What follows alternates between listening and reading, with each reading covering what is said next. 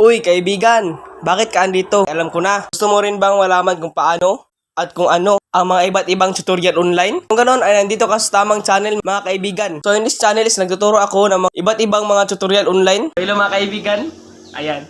So welcome back sa ating YouTube at welcome back sa aking YouTube channel. Ayan. So for this video is tuturuan ko kayo kung paano mag-turn on ng professional mode sa Facebook. Ayan. So before that, tuturuan ko muna kayo kung ano ang professional mode. Ayan. So, sa nagtatanong dyan na malaki ba daw kitaan ng professional mode or kitaan dito sa Facebook? Yes. True, totoo po yan.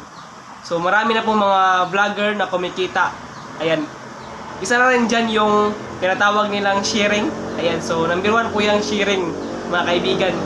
Kaya madaling sumikat, mag-viral, at makakita ng mga bagong followers kasi nga meron tayong tinatawag na sharing. Ayan.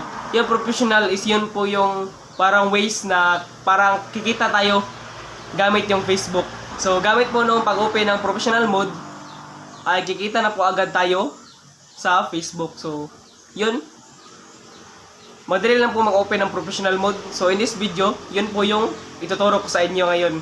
So sa mga hindi pa alam dyan yung professional mode at hindi pa alam kung paano kumita sa Facebook, I just watch this video till the end and don't skip para malaman nyo mga buong detalye kung paano mag-start kumita dito sa ating Facebook, mga kaibigan.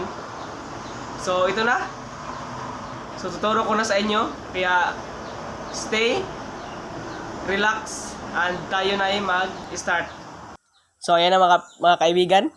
So dito po, una po natin gagawin is mag-open muna tayo ng Facebook. Ayan. So, open mo natin yung Facebook. Ayan. So, dito po. Ayan. So, ito po yung aking main account. So, dito po, hindi na kailangan ng group or page para kumita. So, yung inyo pong sariling Facebook or inyong Facebook na sarili nyo po, pwede niya po yung pagkikitaan. So, pwede na po tayong kumita dito gamit yung ating Facebook. Ayan.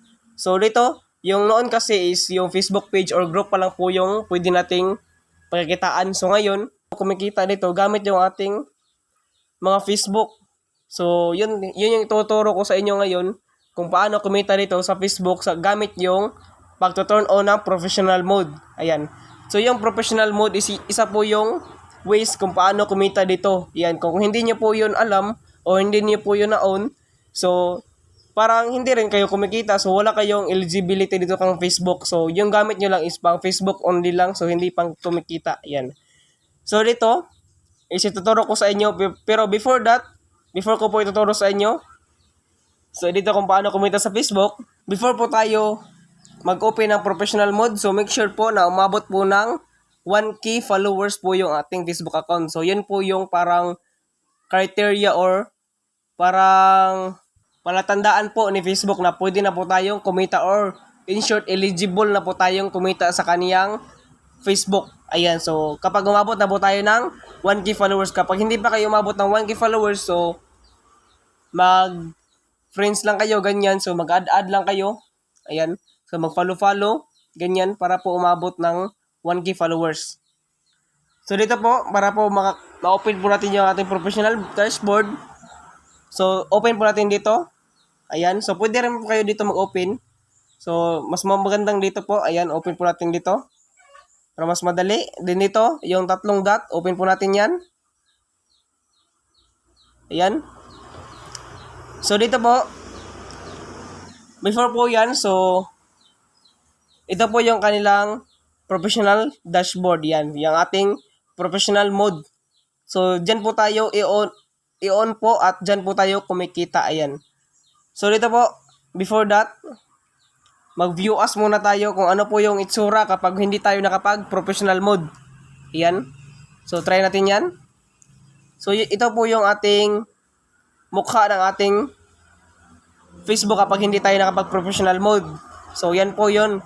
Ganito po yung mukha, ganyan. So dito po, exit muna tayo. Ayan. So kapag i-on naman natin, so tap lang po natin tong turn on professional mode. Ayan. So dito may nakalagay na turn on. So before that, basahin muna natin tong kanilang mga benefits kapag mag-turn on tayo ng professional mode. So dito, get paid for your content. Ayan. So ito pong sinasabi ko sa inyo na kikita tayo gamit yung ating mga content. So maraming mga content dito, mga content creator sa Facebook na kumikita ng malaki dahil dito sa kanilang professional dashboard. Ayan. So dito, ang isa rin is yung C Insight. Ayan. Yung C Content Insight, yun po yung dashboard ng inyong professional mode kung saan makikita nyo po doon yung earnings, kung ilan ng followers, ilan ng mga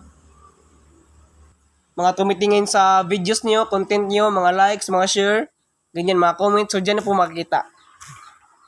At saka dito, let more people follow, yun. So, mapaparami yung mga followers nyo dito kapag marami kayong content at sikat yung content nyo. Ganyan. So, dito, turn on muna natin to. Yan, turn on natin yan. Ayan, so ito na po siya. Na-turn on na po natin ang ating professional dashboard. So, ito po yung una nyo makikita. So, dito po, ito po yung kailangan yung mga steps para po makumpleto at saka yung sinasabi nga nilang mga ibang content creator na parang mas mapadali yung pag-recommend ni Facebook kasi nga kompleto nga kayo ng ganito, mga requirements niya. Yung nakita niyo po mga check na yan, ito po yung mga completed na. At saka yung ito po yung mga steps o mga tasks ninyo na kailangan nyo tapusin dito sa kanyang mga professional dashboard. So dito nakalagay na add cover photos, yan. So tap nyo lang po yan at maglagay po kayo ng cover photos nyo. Ganyan. So automatic na po yung mag-check. At saka dito naman po yung content with audience. So importante po to. Kailangan nyo po to. Write my content, create my content, ganyan. So kailangan nyo mag-post kung ano po yung content na gusto nyo. Ganyan. So add details about myself. So kailangan po nyo yan. At saka learn how to create an ad. So ito, I think, kapag monetize na po kayo kay Facebook, tsaka nyo lang ito kukuha. So ito po yung kanilang privacy setting. So importante din po yan. Kailangan nyo po yung tapusin. Ayan. Ayan, so back na po tayo. Ayan, so ito na po yung mukha ng inyong Facebook profile kapag mayroon na po kayong professional dashboard. Ayan, so dito po nakikita nyo na po yung kanyang dashboard. Ayan, so yung sinabi ko sa inyo, yung insight nyo, dyan, yung promote, para promote nyo po yung Facebook nyo at marami pong makikita ng mga audience. At saka ad story, ganyan. So yung sinasabi ko po sa inyo na 1.1 followers, ayan, so importante po yan. Yan, so dito po, yung 1.1 followers ay pwede na po kayo agad kumita dyan. Kaso nga lang, hindi sa ads, kundi sa Facebook Reels. Ayan. So, tuturo ko po sa inyo kung paano mag-set up ng Facebook Reels. So, comment lang kayo dyan sa baba. At saka ito po yung mga tasks ninyo. Daily checklist. Ayan. So, need nyo po itong gawin. Importante po ito. So, dito, join the group. So, okay na po, nakapag-join na po ako. Dito po, explore the professional dashboard guide. Yan, so explore na po yung professional dashboard nyo.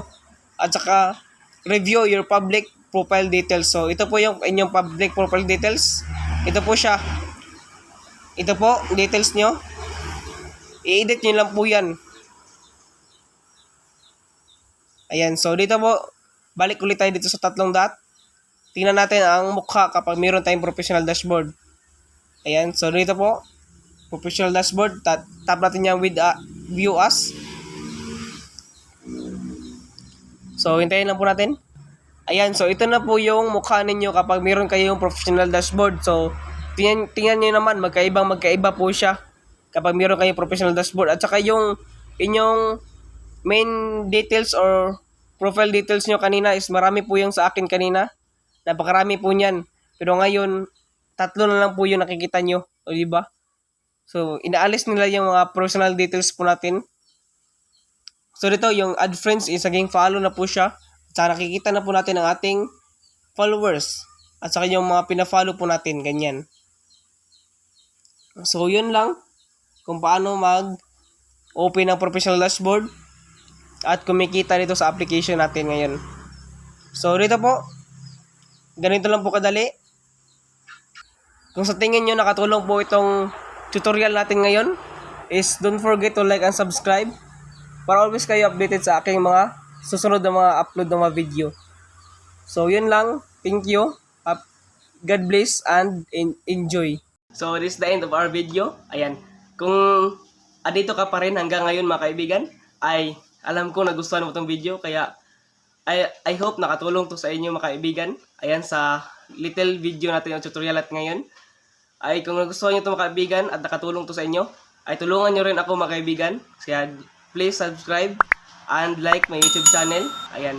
So para lahat tayo ay lumago. Ayan. So thank you. Enjoy and God bless.